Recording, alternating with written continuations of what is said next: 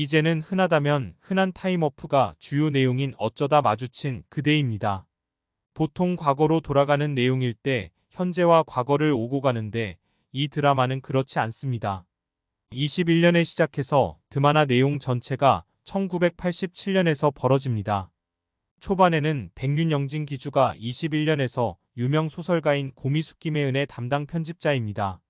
성격이 아주 나쁜데 비위를 맞춰야 할 정도였던 그날 윤영의 엄마인 순혜이지연을 죽음을 알게 됩니다. 자신이 하고 싶은 걸 제대로 못하고 죽은 엄마의 사망이 자기 책임 같았던 윤영은 눈물로 보내죠.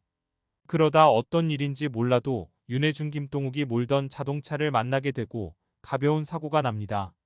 그 후에 윤영이 자신이 있는 곳이 말도 안 되지만 87년이라는 걸 알게 됩니다. 혜준은 이미 이 사실을 알고 있었고 갑자기 끼어든 윤영이 못마땅할 뿐이죠. 혜준은 21년과 87년을 왔다 갔다 했는데 그건 차를 이용해서 그랬던 겁니다.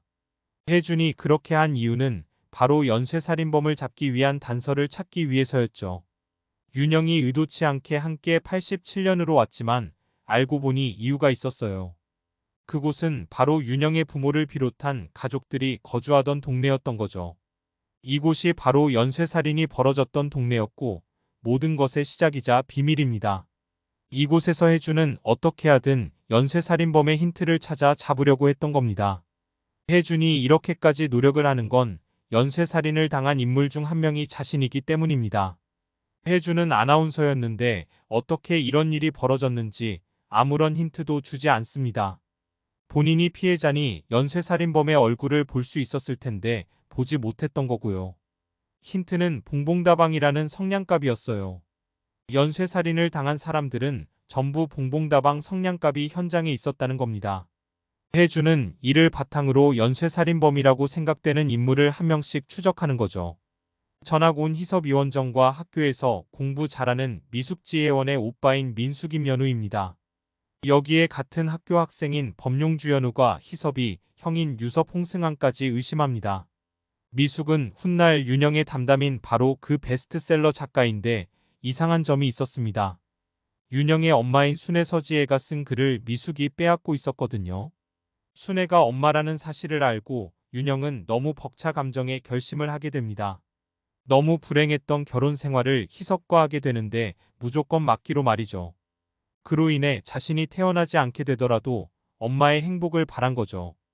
드라마 자체는 과거로 돌아갔다는 사실을 제외하면 그냥 87년이 배경입니다. 미래에서 현재에 벌어진 사건과 관련된 각종 파일이나 힌트를 혜준이 갖고 있다는 사실이죠. 그걸 제외한다면 굳이 타임워프로 이 시대를 왔다는 설정을 할 필요가 있을까라는 생각도 들더라고요.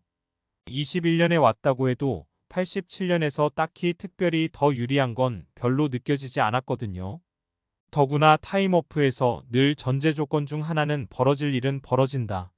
아무리 노력을 해도 전후 관계가 변하거나 맥락이 달라질 수는 있습니다. 그렇게 해도 벌어질 일은 어떻게 하든 벌어진다는 것이 운명론적이지만 대부분 작품에서 다뤄집니다. 그렇지 않을 때는 주인공과 직접적인 연관이 있을 때 벌어질 일이 안 벌어지기는 해요.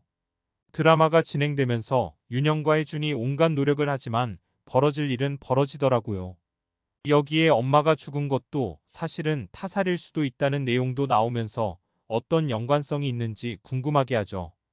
87년이 배경이라 레트로 감성도 나오는 것이 드라마를 보는 재미기도 했어요. 드라마가 전개되면서 의심되던 범인이 하나 둘씩 아니라는 것이 밝혀지며 끝까지 추리하는 드라마였습니다.